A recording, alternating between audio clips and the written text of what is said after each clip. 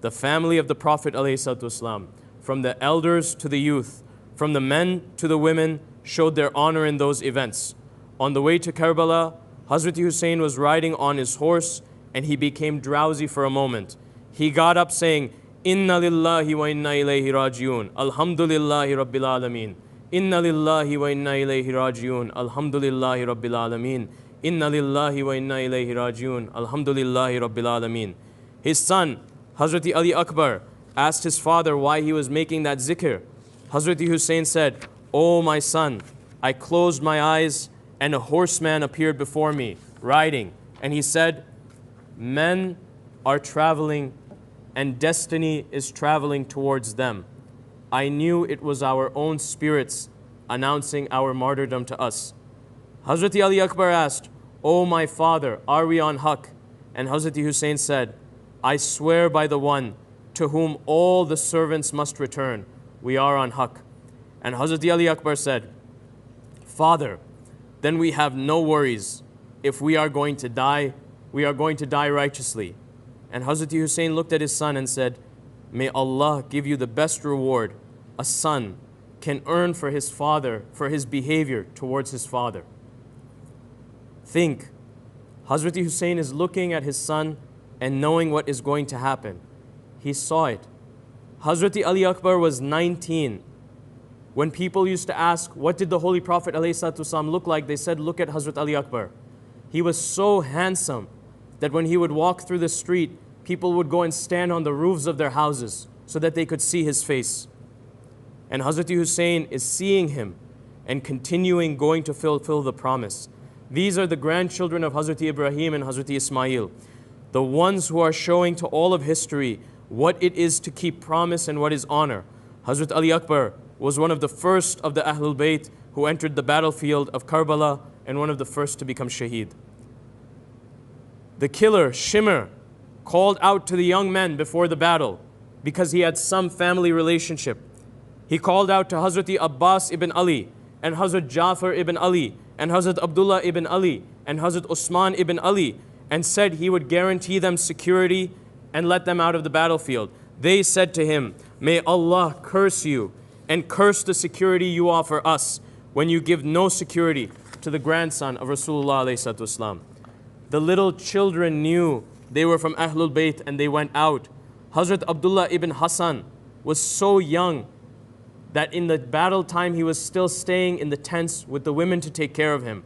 But when almost all the men had been martyred, he ran out of the tents and grabbed a sword and came next to Hazrat Hussein. When Hazrat Zainab tried to bring him back to the tents, he said, "Wallahi, I will not leave my uncle alone." And Hazrat Hussein told the women, "Leave him with me." One enemy came to hit Hazrat Hussein, and Hazrat Abdullah ibn Hassan said, "Oh, you son of a dirty woman, you dare to come to kill my uncle." Those enemies were so much animals that they attacked this boy and cut off his arm. While he was passing, Hazrat Hussein held him and said, "Oh, my nephew, try to be patient with this. Be comforted with the news that Allah will unite you with your righteous ancestors." Right before the battle, Hazrat Hussein told people they were free to leave. Some left. But what did the grandchildren of Al-Mustafa ﷺ say? Hazrat Abdullah ibn Jafar said, "We will not leave you to make ourselves alive after you are martyred. Allah will never let us to do anything like that." Hazrat Hussein gave the children of Aqil the option to leave because Hazrat Muslim bin Aqil had been martyred so savagely in Kufa. Those young men said, "It would be said that we deserted our Sheikh, our Mawla, the sons of our uncle, who is the best of uncles, that we had not shot arrows with them, that we had not thrust our spears with them, that we had not struck swords with them. No, wallahi, we will never do that. Rather, we will sacrifice for you our lives, our properties, our families. We will fight for you until you reach your destination. May Allah make any life that continues after you pass hateful for us." And that is what they did. So Karbala showed their honor. And Karbala also shows that people who are on the wrong path, Allah may save them at the last second. Zuhair ibn al-Qayn was a tribal leader who knew the politics of what was happening, but did not want anything to do with Hazrat Hussein. He left Makkah the same time as Hazrat Hussein, but he kept avoiding Hazrat Hussein's caravan.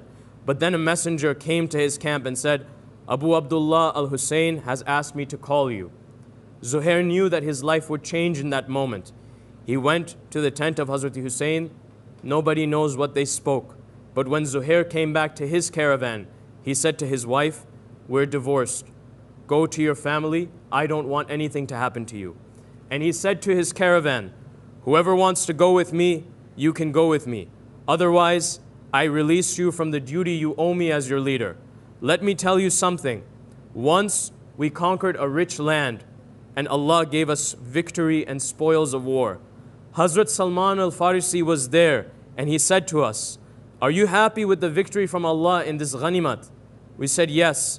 And he said, so when you meet the Sayyid of the young men of the family of Muhammad ﷺ, be happier to fight alongside him than you are with these riches. As for me, I pray that Allah be with you. And he stayed with Hazrat Hussein until the end and was martyred.